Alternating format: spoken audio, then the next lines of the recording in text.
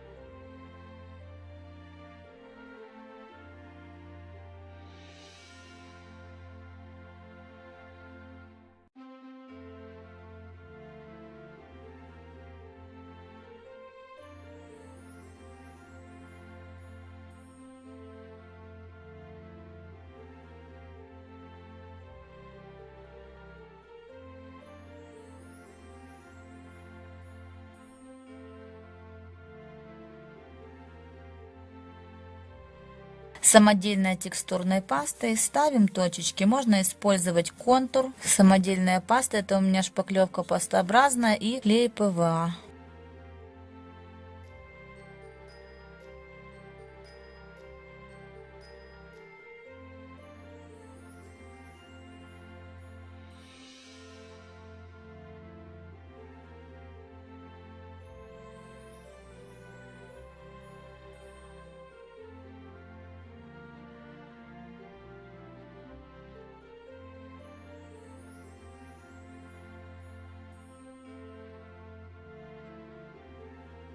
Поверх текстурной пасты я наношу немного перламутровой краски. Получается имитация жемчужин. После высыхания наносим акриловую краску с добавлением глиттера.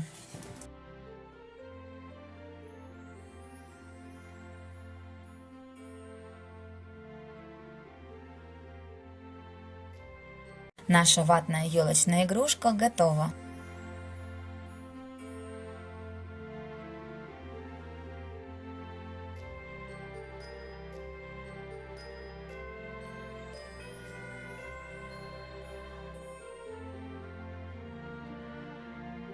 Совенок у меня стилизованный, эскиз и сама работа полностью авторские.